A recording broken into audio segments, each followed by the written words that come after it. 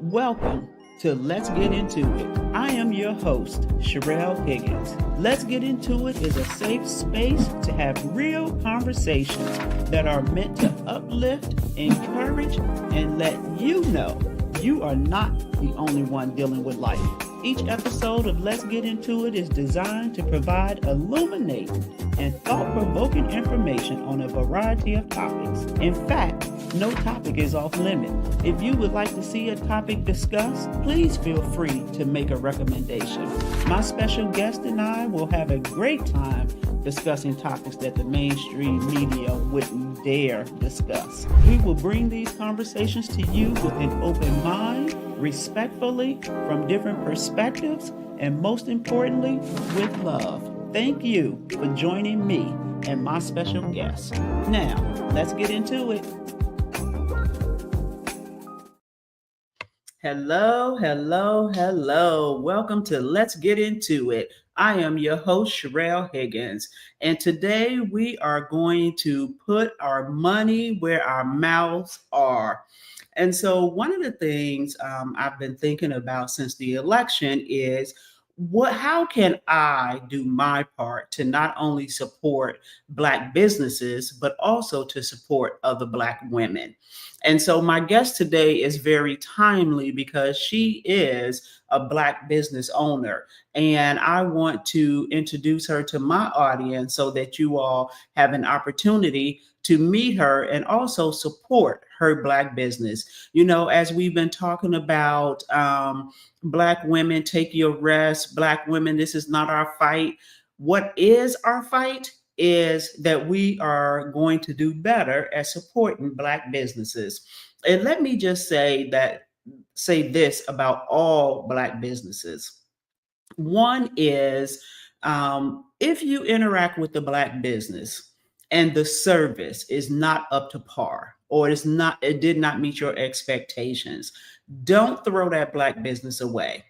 Please have a conversation with that Black business. Tell them what your expectations are and give them another chance.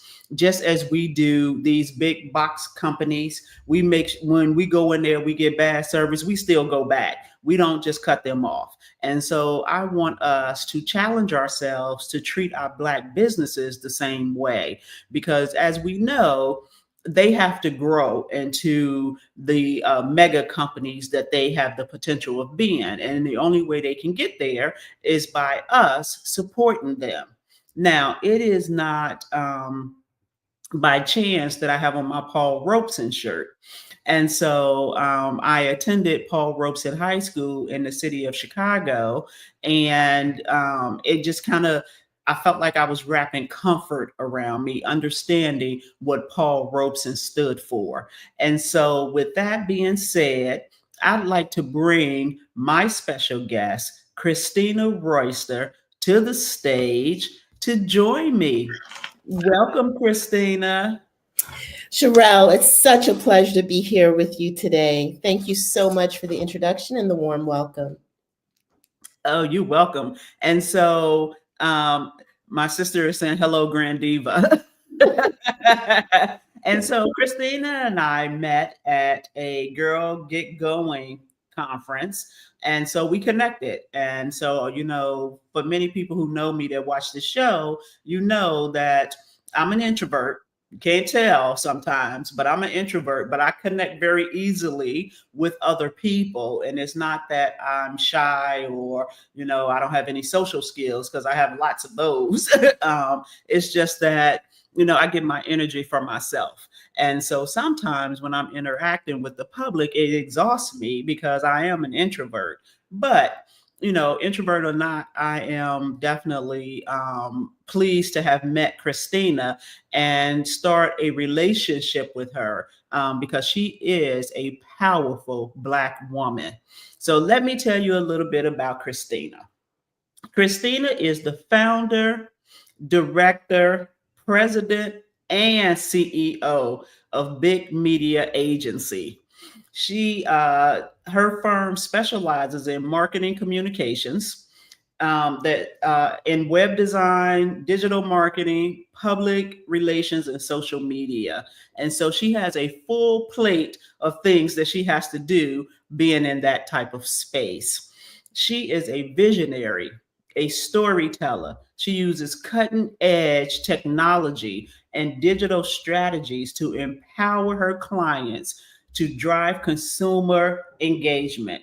She is also a graduate of the HBCU Morgan State University with a Bachelor of Arts degree in English and a minor in writing for television. She also has worked in Hollywood on popular sitcoms such as Sister Sister, come on, Tia and Tamara Mowry, and also For Your Love. That was with Holly Robinson Pete, right? That's correct. Okay, I used to like that show too. She is an award-winning journalist.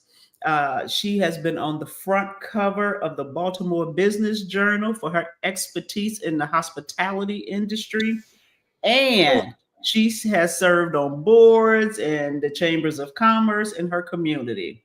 And so, again, I want to welcome Christina to the show. That is a very impressive resume, Christina. So, I'm excited for my audience to learn more about Big Media Agency and what type of services you offer and how they can leverage your business to promote their own business.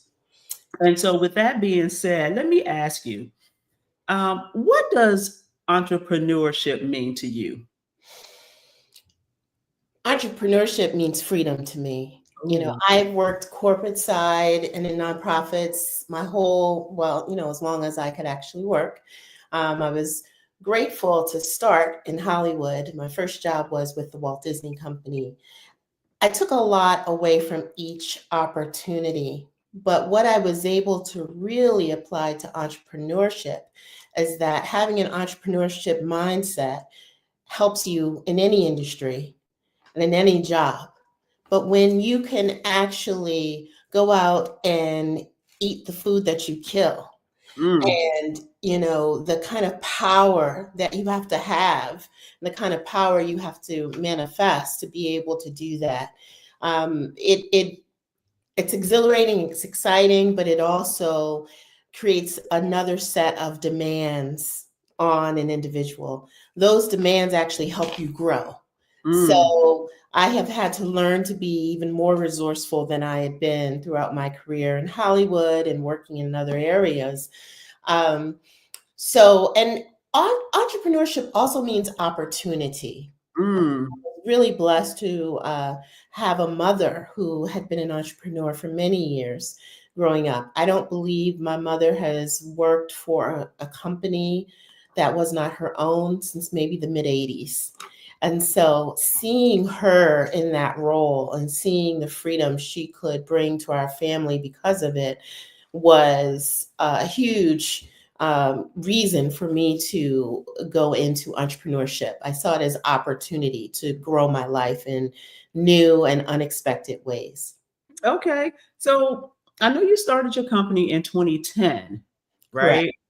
And so I know in this current climate that we're in, many people are starting to think about starting a business, becoming an entrepreneur.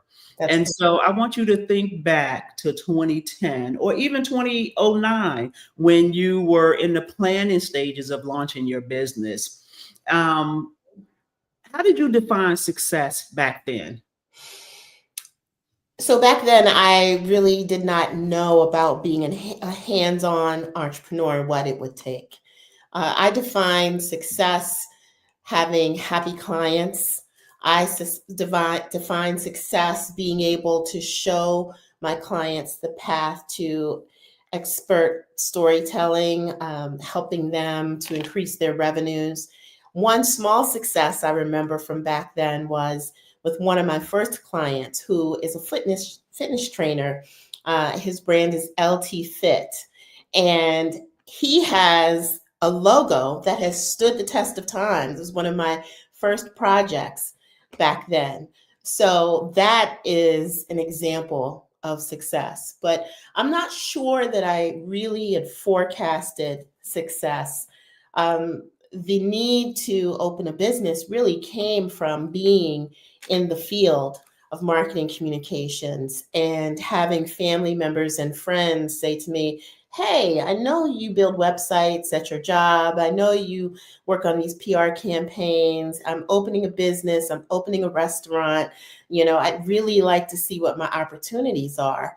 And when that started to happen, I thought, well, I'm going to need to account for this extra income. And so I went to this, I reside in the state of Maryland, and I, filled out the proper paperwork, and I had a business. So I think those success metrics were really much more intangible back then. The fact that I was learning how to have a business, I was just giddy about that. So today, those metrics would be different. Oh, and that's my next question. So, how has your definition of success changed over the years? So hopefully, as humans, we are changing our definitions because we are all evolving. And so, by virtue of that, I had to change that definition of success. So, today, success is having a potential client hear about Big Media Agency and our reputation because we did such an amazing job on their associates rebrand, or, it's bringing clients to us who we had no idea that we were on their radar, in a very clear and present way for me. As I think about one of my big clients, and that would be Maryland Public Television, success is growing their HBCU Week Now campaign. And Sherelle, I know you're a proud HBCU graduate, so I wanted to make sure to mention this during our time together. So HBCU Week Now is a public media partnership funded by the Corporation for Public Broadcasting and with some other PBS entities. And you can find it on YouTube at HBCU Week Now. So while I am involved behind the scenes with the campaign, for me, success is bringing potential HBCU graduates, students to the channel to have them experience, all of the richness that comes with the legacy and the information, history, and the education surrounding our HBCUs, which are one of our great treasures in this world. My alma mater, Morgan State University, is known as the national treasure. But just this once, and hopefully our president, Dr. Wilson, will forgive me if I use the words national treasure to actually describe our HBCUs, because they have graduated, so many African Americans and non-African Americans, actually, who have contributed highly to our society. Everybody from, Taraji P. Henson, to, some of the, greatest scientific folks from the past, you know, actors, politicians. I mean, there's so many people that I can't even. It was kind of unfair for me to name one name because there's too many names to Yeah, share. let me. No, I don't want to say that name. Yeah, so there are lots of people contributing in a great way in society from HBCUs, Mhm. and so of course I attended Virginia State University, VSU. Yes, let's go Trojans. Um, and so and I love that there are so many people who have graduated from HBCUs who are doing well in Mhm. this country, because we know that the mindset is that HBCU education is less than, Mhm. right? At least that's what the collective think. That's And correct. so we know that Kamala Harris Mhm. graduated from Howard University as well. And Yes. so we are doing great, great things And in society. and I just want to. I'm so glad you brought up actually my soror Kamala Harris, the great Kamala Harris. I just want to point out that while she did not win the presidential election, she showed us excellence in motion. Her campaign was on point, and you can say what you want to say about, her not reaching the masses, in terms of their, issues, etc. Well, she taught us quite a bit about human decency and excellence, Absolutely. didn't she? And so I Absolutely. am very proud of what she did for us. And I know that, so was it last week? Feels like the weeks have been very long since election night. I'm telling you, it's been a rough time. But, Right. you know, as Black women, I know a lot of us are feeling like we're not being seen and Mm-hmm. valued in America. But I also want to counter that and say that we are excellent. And what you Absolutely. saw from Kamala Harris was excellence. And that's who we will continue to be, whether we are in America or we are somewhere else. And some of us will be going other places,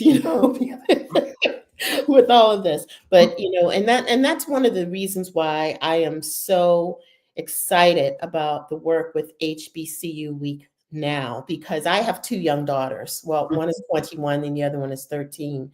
And I want them to fully understand who they are when they arrive in any room. I want them to arrive in their full power and their full agency, heads held high and confident.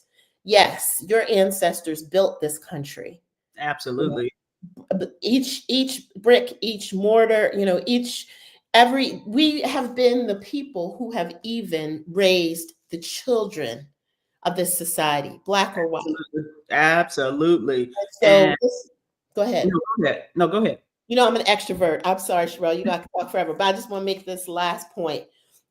While the result was not what we wanted, this is not the time for us to hold our heads down. Not at all. For us to hold our heads higher and show the world just how excellent not we can be, just how excellent we are, period. Absolutely. And I Because do Black mean it. women rock. Say again. Black women rock. Yes, Black women do rock. And that's not going to change ever. So That's never going to change. never ever. And so you talked about having seen your mom, be an entrepreneur.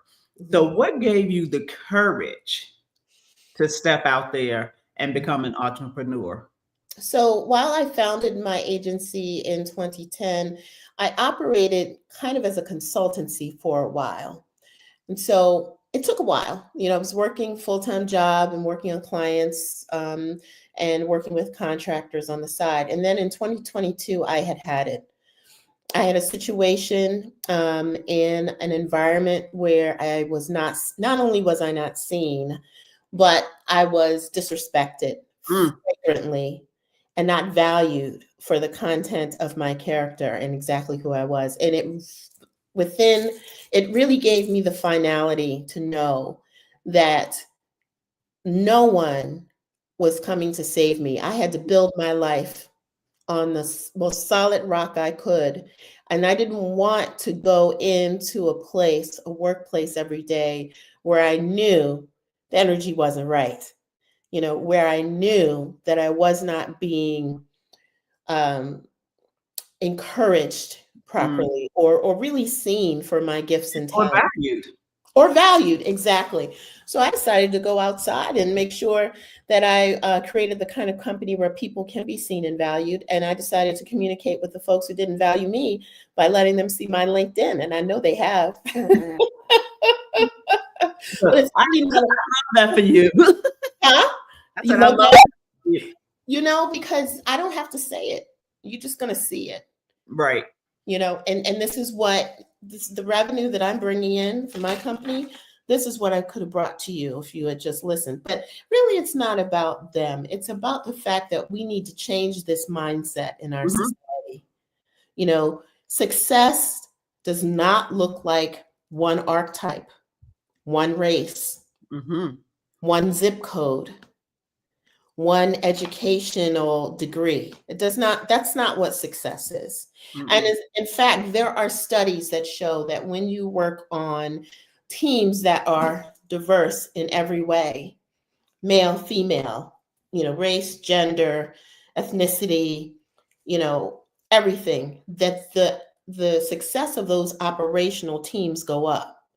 So those uh, folks, some of which may be billionaires, and one of whom is the richest man in the world, who's been talking about dismantling DEI forever, what I would say to him is that, okay, well, prepare to lose money, because you're going to lose money, because you cannot operate at the highest level without having people from all segments of society who are able to contribute and weigh in on what's going on. So this elitist mentality, it will fall. There Oh, will be, absolutely. it will fall. It can only, it's only a matter of time.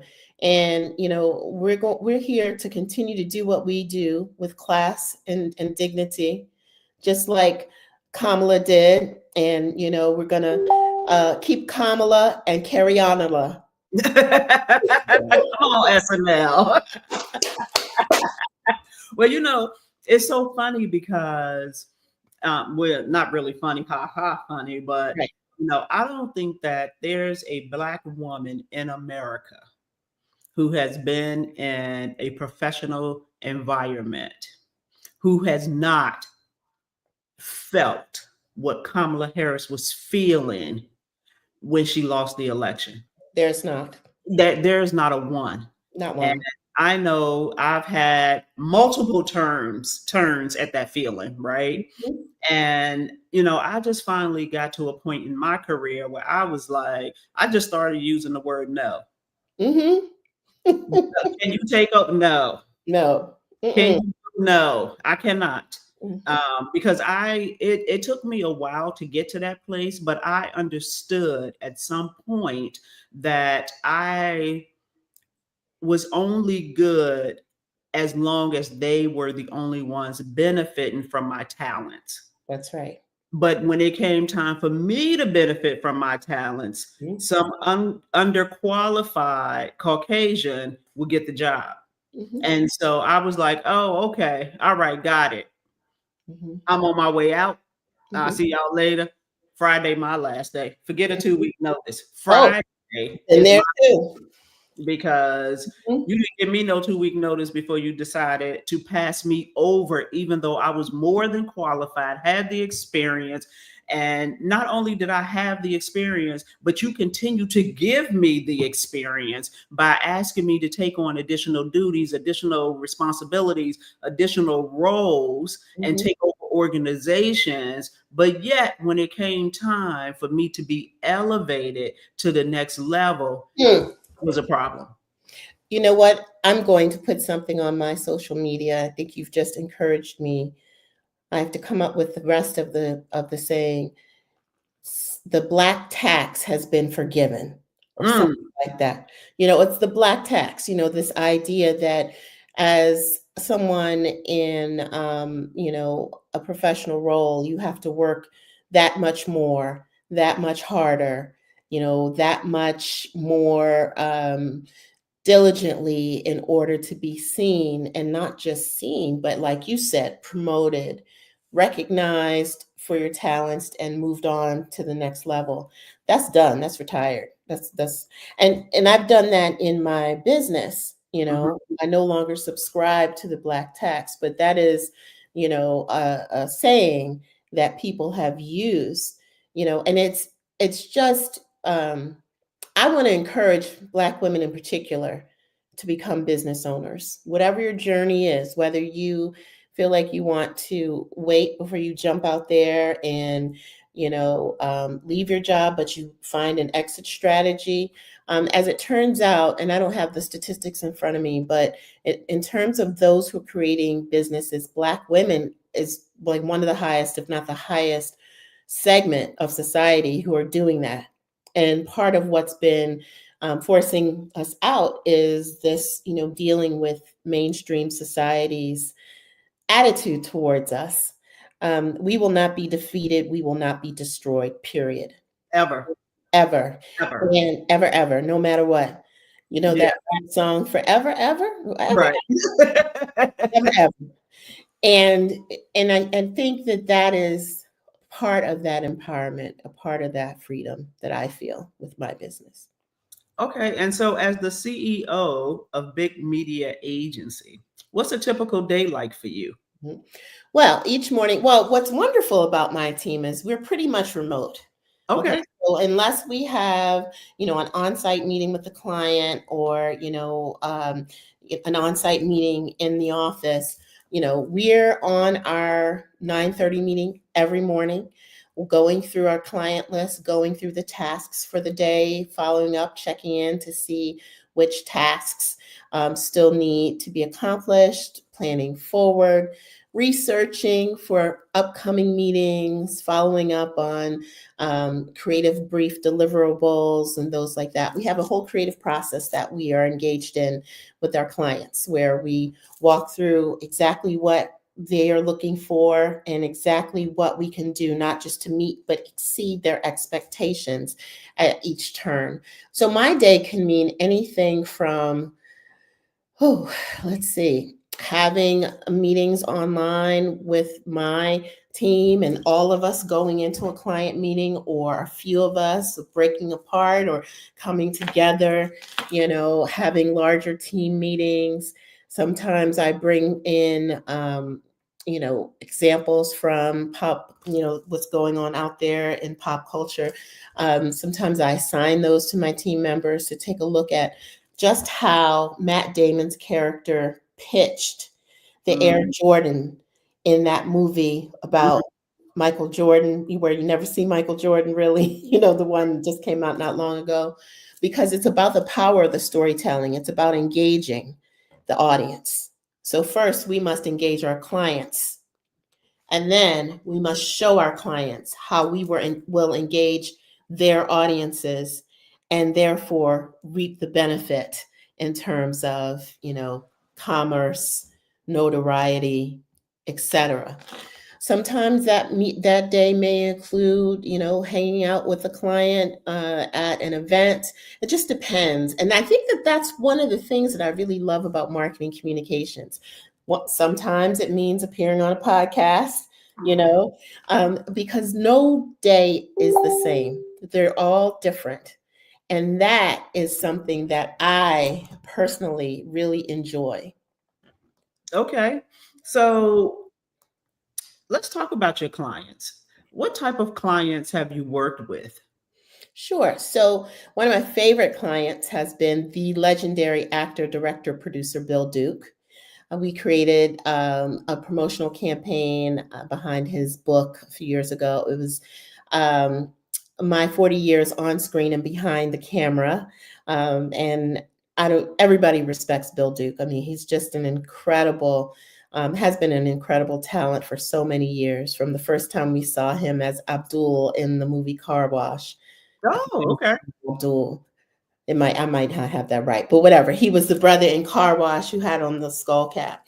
Mm-hmm. Uh, and I mentioned Maryland Public Television and the HBCU Week Now campaign, but we have several other contracts with Maryland Public Television. We've just finished uh, screening two of their documentaries, Harriet Tubman, Visions of Freedom, and Becoming Frederick Douglass. We screened those at the end of 2022 and a little bit into 2023 at 71 colleges and universities across the country, 46 of which were HBCUs. So Okay.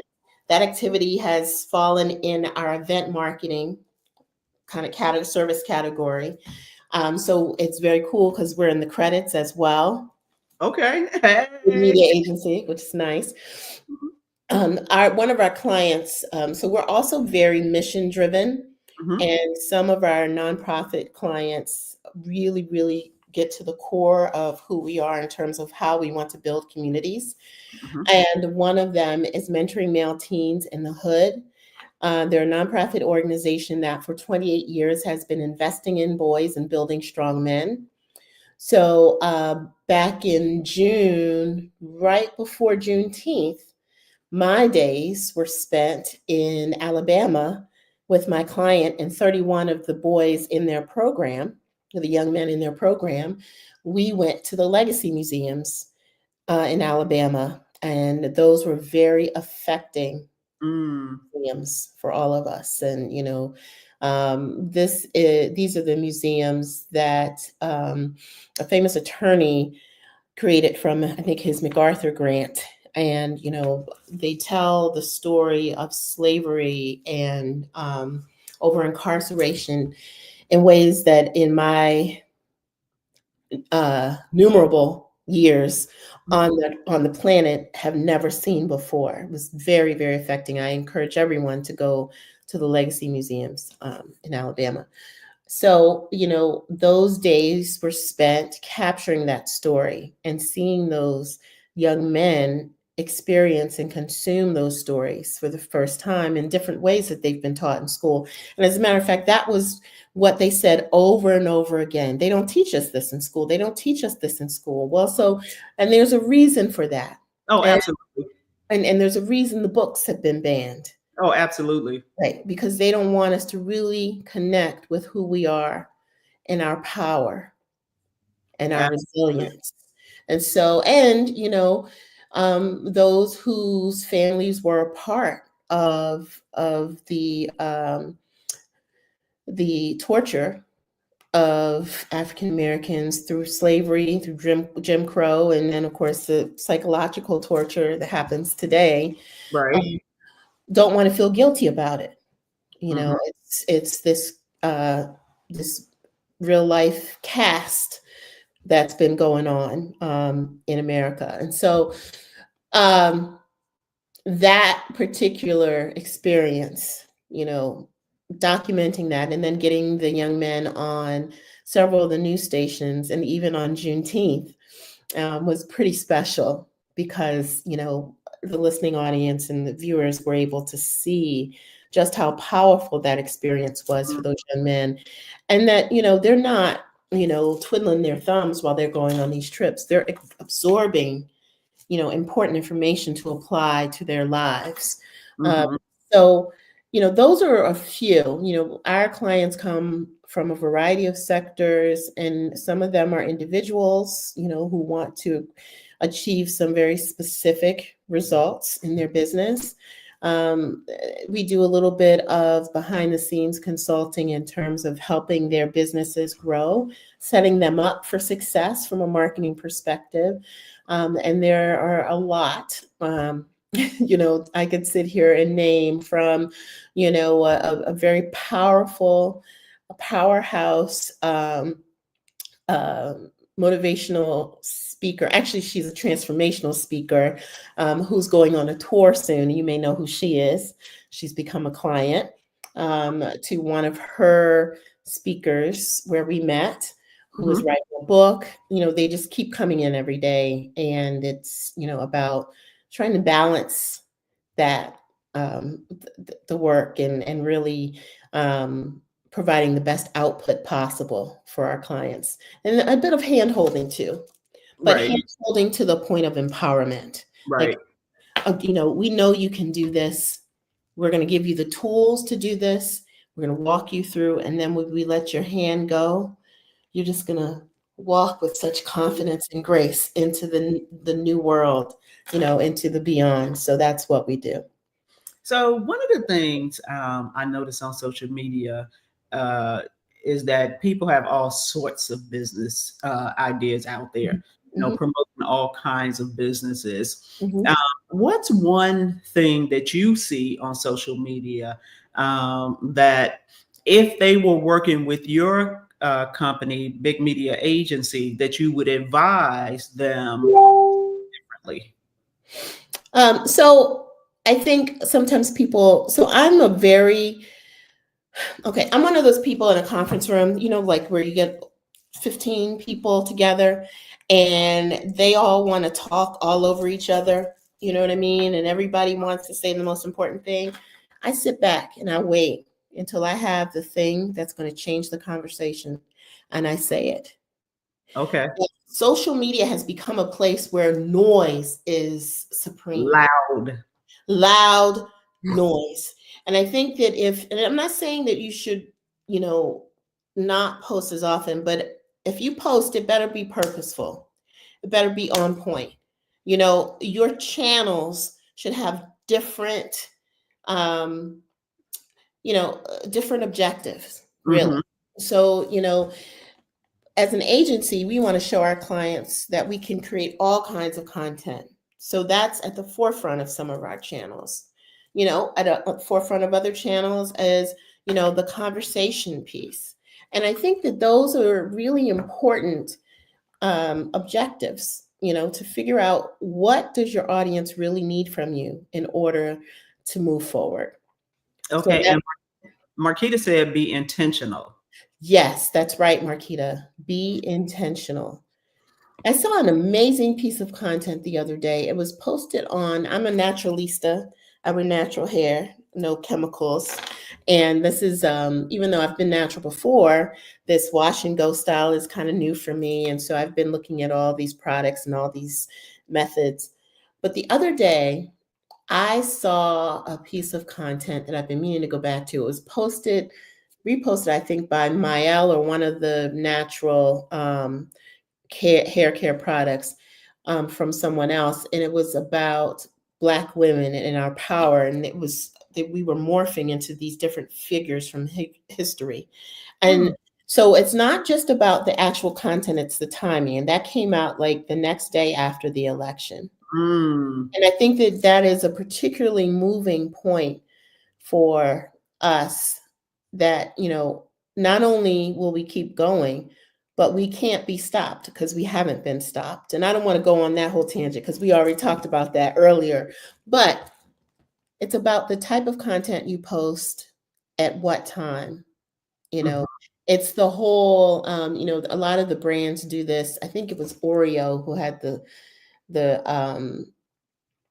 a famous post some years ago, you can't dunk in the dark or something about milk, and they posted it during Super Bowl, and it got this amazing number of likes and shares, and overall engagement metrics.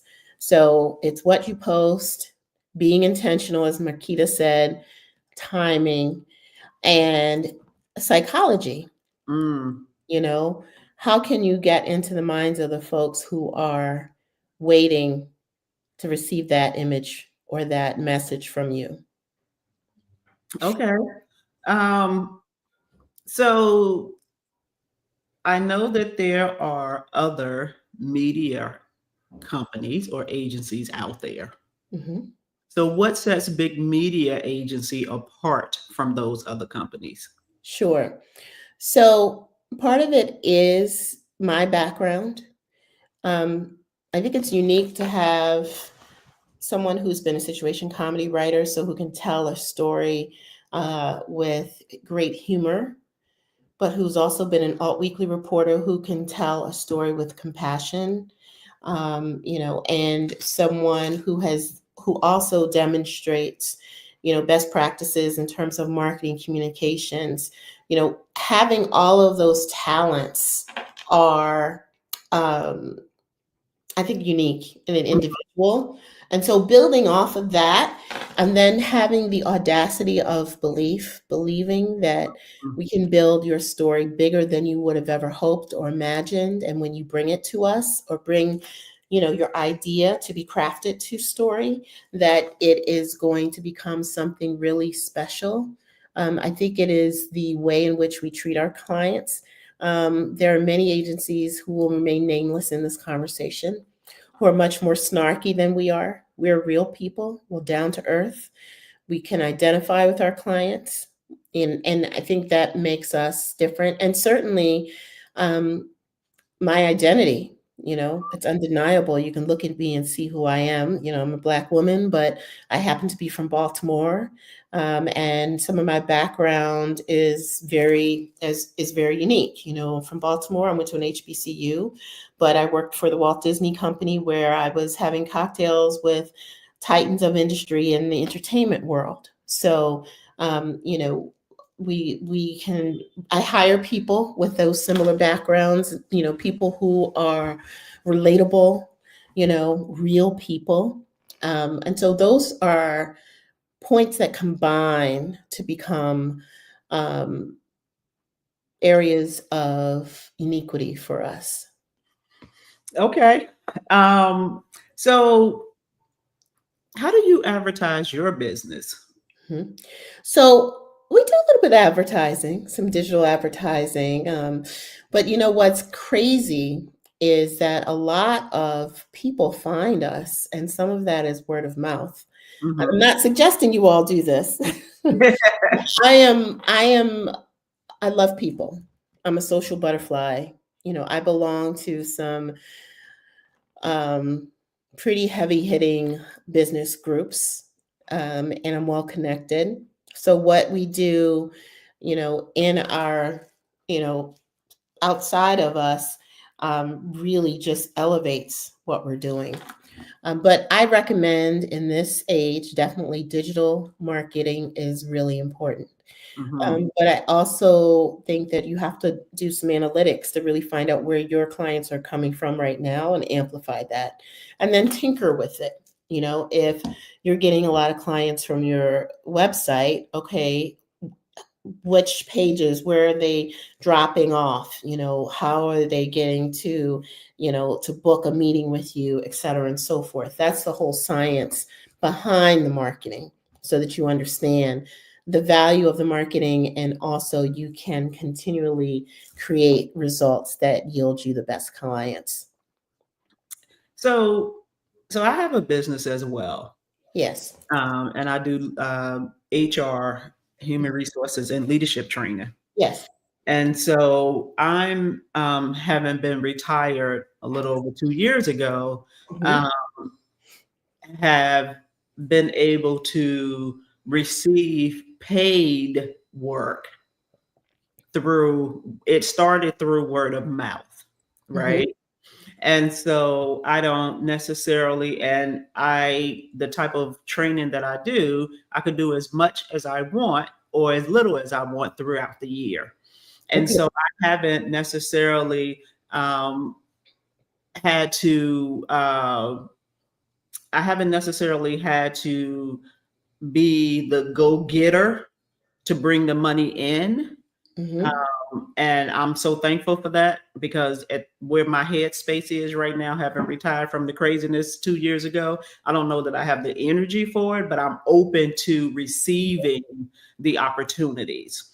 Mhm. And so, but I do know that if I really wanted to scale higher, that there are opportunities out there for me to do so. I just don't know that I'm there yet.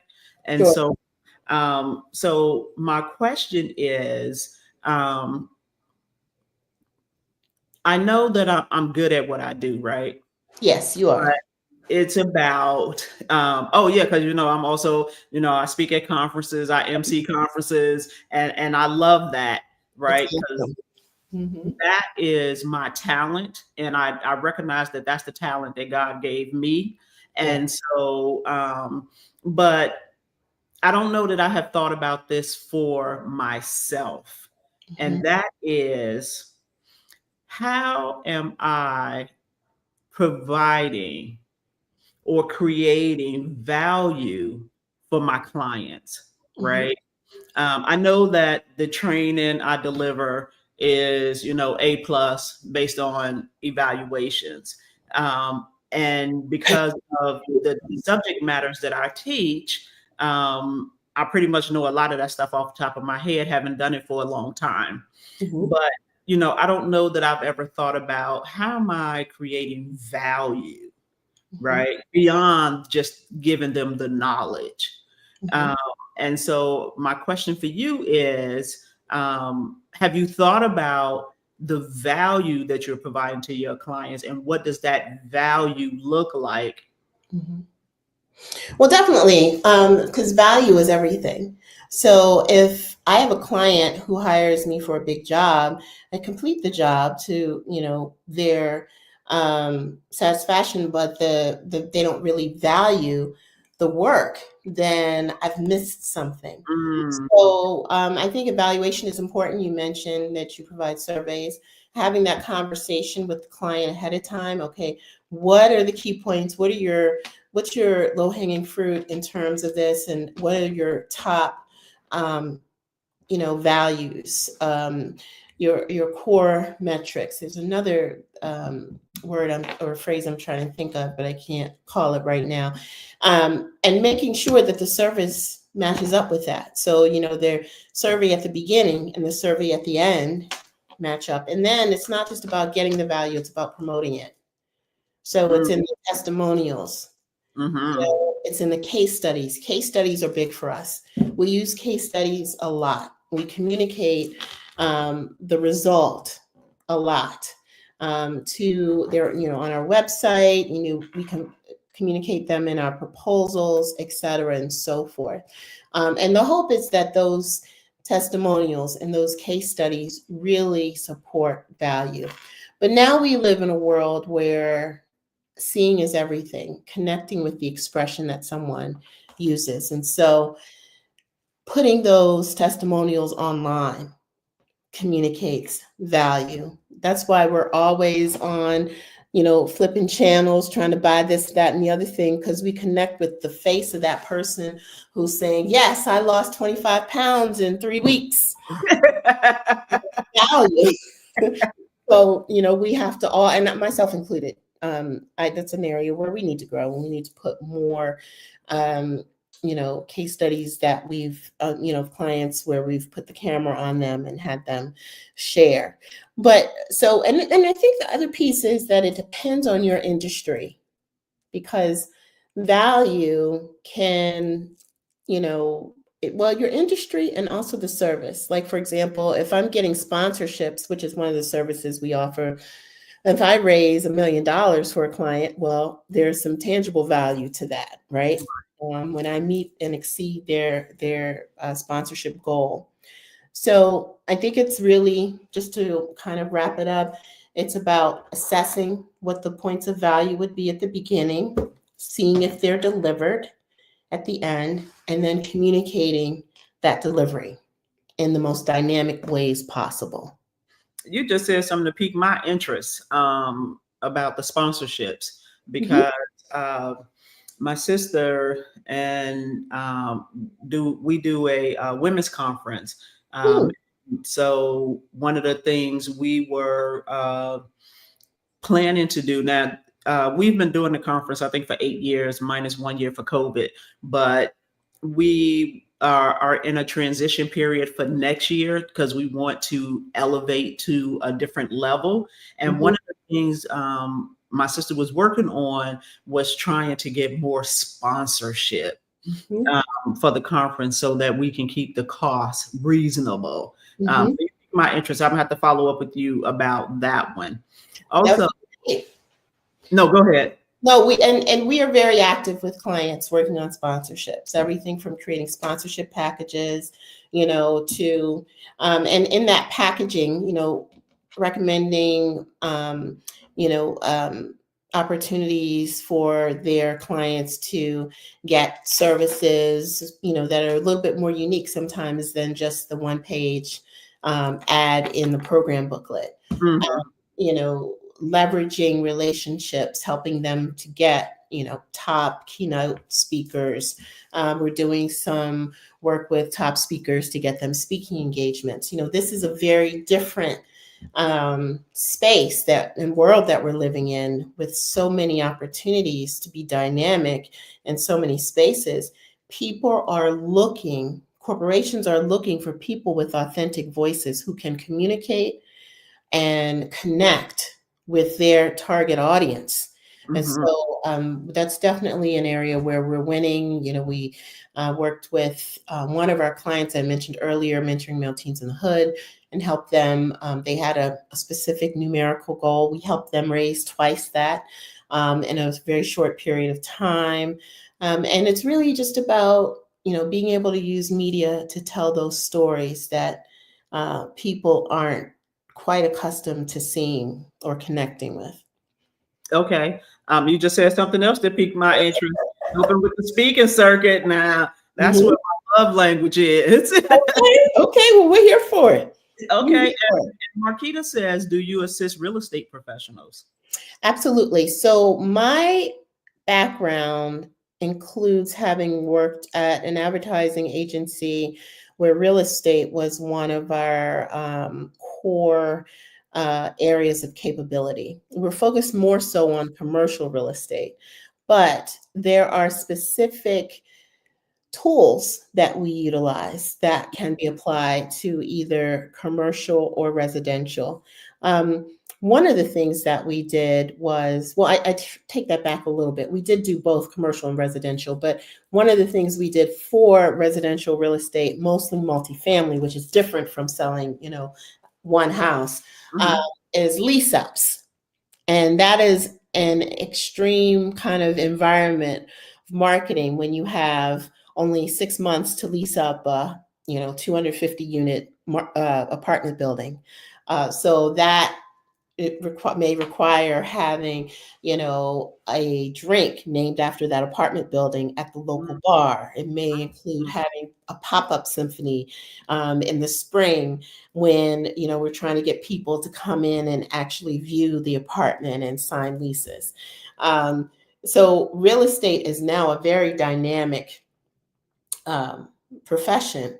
Mhm. And, people want to connect with that dwelling, be it an apartment or a home, and and they want to connect with it and see themselves making their favorite meal in that kitchen. There are a lot of psychological ties when you're looking to sell real estate. So there are real opportunities to market in unique ways, and then there are other platforms to market. On now we have the Hulus of the world. Mhm. Online. Advertising opportunities, and somebody's clicking their remote and home in their pajamas, thinking about how they really hate the crack in their ceiling. They really want to have another place to live in the next 6 months. They want Mhm. to buy it. So yes, we do it all. So if there's a product or service to be marketed, then come to Big Media Agency. Okay, and I know, being a business owner, that starting a business and being able to maintain a business and make that business profitable is not necessarily an easy thing to do, That is and true. there will be challenges, there will Mm, be obstacles, and there will be failures. So mhm, talk to me about a failure that you experienced, and what did you learn from it? hmm. Oh boy, you're really, really stretching my brain today. Let me think about a failure. I mean, I think that there are many failures along the way. And when I say many, communications is a very detailed business. So if you Mhm. don't line up exactly with the client, or there's a misunderstanding about what the client said versus what they actually meant, that can turn into a big failure, right? Mm, So mhm. the winning is in making sure that those connections stay tight. And when you notice a failure, bring it back. Say, hey, wait! I just want to recalibrate there. I just want to reconnect. Did you say, that type of thing? Um, Uh-huh. so you said failures, and now am I talking about the other two challenges, and what was the other one? Well, I was talking and failures. Marquita says lessons is what I call them, and I like to call them opportunities for improvement. Yes. Um, and so, you know, I know that, yeah, you can address the challenges and the Hmm. obstacles Hmm. that you've experienced. Hmm. So the obstacles have been, sometimes people aren't quite top of mind. You aren't quite top of mind. I mean, you get to a certain point, but then they have to follow up, or there's another RFP that's coming out, and they forget to, so you have to call them. I think the thing that is a challenge for me sometimes is, and I'm a tad bit impatient, just a tad. So like, it requires making that call for the second, third, sometimes the 10th and the 11th time. And when you make the call, you have to sound bright and cheery. Hey, I know you were going to get me that RFP yesterday, but hasn't hit my inbox yet. Can you take 2 minutes today and send it? Just 2 minutes, I won't bother you anymore. It's that the challenge is always having your game face. Hmm. because we're humans and humans are emotional, and when I have 10,000 things going on and my daughter wants her favorite snack and the client is calling about something they need and an employee is calling, I'm going to be a little bit annoyed if I have to ask you the same question again. And that's something I don't like to. This is a personal uh, a pain point. I don't really like to keep repeating myself. I don't like to do it in motherhood. And I don't, so that may extend just a tidbit to my business. So obstacles, you just have to come to it every single day knowing you're going to leap the wall. Come on now. I like that. Leap the wall. Yes. And it sometimes you go to the wall and you're like, oh, here we go, but you just have to jump. You have to jump, and that's because I always try to keep that in mind. I eat what I kill. Mm, And if I don't kill, I don't eat. So mm. it's making the adaptation, shifting the mindset, which is something I love. I love thinking about mindset work and shifting mindsets. I'm a podcast fanatic. I love watching them Okay. because it's fascinating for me to learn about people who are successful in business or motherhood or whatever it is, and how they've been able to adapt and change their mindset. That's where the magic is. That's where the deliciousness is. In campaigns, marketing campaigns, that's where the excitement is. Well, I'm going to add $500 here to this YouTube advertising budget, and I'm going to see how many more subscribers it gets me. Mm-hmm. It's exciting, because you get to watch, look at the things, see when the numbers go up, you know. And so it's all it's really exciting for me. And I think even, I dare say, navigating the challenges brings some level of excitement to me as well. So there's a book called Shifting Your Mindset and Your View Will Change by Dr. Mhm. Sharon Cradle. And so when you started talking about changing your mindset, um, it immediately made me think of that book. So go ahead. No, I was just going to say that's what we all have to do every day to be successful in anything, you Yeah, know. Um, absolutely. but I'll give you a real life example. My 13-year-old thinks money grows on trees or on my fingers. Yeah. On the trees or on my fingers. And I, for 13 years, I have not been able to get it through to her that, that's probably not an accurate depiction. So I have to change my mindset, knowing when she comes to me and she says my name in a certain tone, Mom, she's trying to set me up, right? I already know. So I have to change my mindset and say, yes, Taylor, how can I be of service to you today? Or say something that she's not expecting, right? So that it maybe gets her off her game. So we don't want to get clients off their game, obviously, but it's important, just as it's important to craft the story, Mhm. you have to have a little bit of an expectation of what people are going to say to you. You have to be a strategist Yes. to be able to think on your feet. Yes. And then you have to be able to create an execution plan that works, and probably fairly quickly. And then, let's say after this podcast or after meeting with the client, you have to say, to have a few moments to yourself and look at each point, say, maybe we can flip this or that, or maybe this will work better. And then represent it to the client. When we Mhm. met, I thought this was a great idea. I still think it's a good idea, but I think we should add this. I think we Right. should add that. It's about being that wizard in the wardrobe. It's all the world's a stage. Everybody wants to be entertained today. Mhm.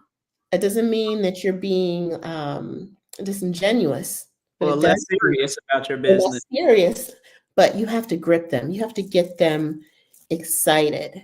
And the reason for that, and this is a fact that I learned from Ad Age several years ago, so it may be a little different now. So every day, each human, you, Sherelle, me, Christina, we each see 2,000 advertising messages. from all of the ways in which we consume media, Mm. online, billboards, whatever, right? Signage. Of the 2000, Sherelle, how many do you think we remember every day? 3. You are so close. Answer's two. Oh, okay. Okay. So I'm that not. means that we have to be that more focused on Hmm. making sure that our message cuts through the noise and delivers to the right person. Mm. That's how serious it is. Well, you know what, Christina? This hour has gone by Quick, very quickly. And I feel like we could talk for at least another hour. we could. But share with the audience how they can reach out to you. Yes. So, first of all, I'm so excited to meet all of you. Please reach out to me. Our website is bigmediaagency.com. You can go right on the homepage on the top right. It says book appointment if you want to meet with us. We'd be happy to meet with you to talk about your marketing communication strategies. Yeah, let's go. Let's get going. Okay, and what about your social media sites? Yes. So on Instagram, please connect with us at Real Big Media Agency. And then on Facebook, we're Big Media Agency. Okay, all right. Well, thank you, Christina. This was great. It gave me some ideas. If I ever decide to move into a different direction, I'm really still trying to be more retired than I am working. And Well, and you know what? You can have different days in your month. You can oh, have a certain absolutely. number of retired days and your certain number of working days. But certainly, I am so excited and esteemed to have been on your podcast. Thank you so much for having me on. I learned a lot, and I'm always happy to connect. So, should you need anything ever, you know where to find me. Yes, absolutely. So sit tight for me. Audience, sit tight with me. I am going to move into my What the Hell segment. But one last time, I want to say thank you to Christina Royster for joining us and having this very important conversation about not only a Black owned business, but Black owned woman business and how we as a community are going to support this business. So thank you. Thank you. So let's talk about what the hell. So, I have seen time and time again protect Black women at all costs. And nothing grates my nerve more than seeing some Black woman being dragged on social media. It really grates my nerve when I see somebody dragging a Black female on social media when they don't even know the female, right? And so let's move into our real protect Black women at all costs. And let's not go into dragging Black women and Black men. Check yourself, do better. Do not drag Black women on social media, at your house, on your block, at the store. You're supposed to be our protectors. And I'm looking to you and willing to hold you accountable to protect Black women at all costs. We are tired. We have had it. We are in our rest mode because we want somebody else to step up and show that they appreciate us for who we are, what we contribute, and how we're going to move forward.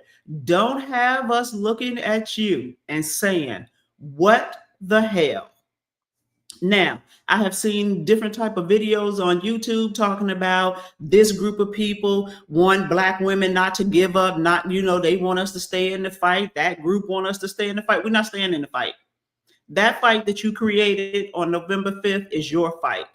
And we said on November 6th, what the hell? And so as we go forward, we will continue to say, what the hell? You got it. But I do not want to see any Black woman being disrespected, being dragged, or being talked about in a negative way on social media. If I see you, I am going to call you out. Yes, I am, because I am tired. I'm extremely tired. And I am not going to sit back and watch anybody drag a Black female. We've done our part. We deserve better. We deserve your support. We deserve your protection. And we deserve your respect. And anything less than that, I'm going to be asking you, what the hell? So thank you all for joining me today. I will not be doing the show in 2 weeks because that is Thanksgiving, and I will be in the kitchen cooking, talking about what the hell did I agree to this for, but that's what I'll be. But I will see you all in 1 month from 1 month from today. So 4 Thursdays, and I will be bringing you another fabulous guest. Thank you for joining me. Have a great night.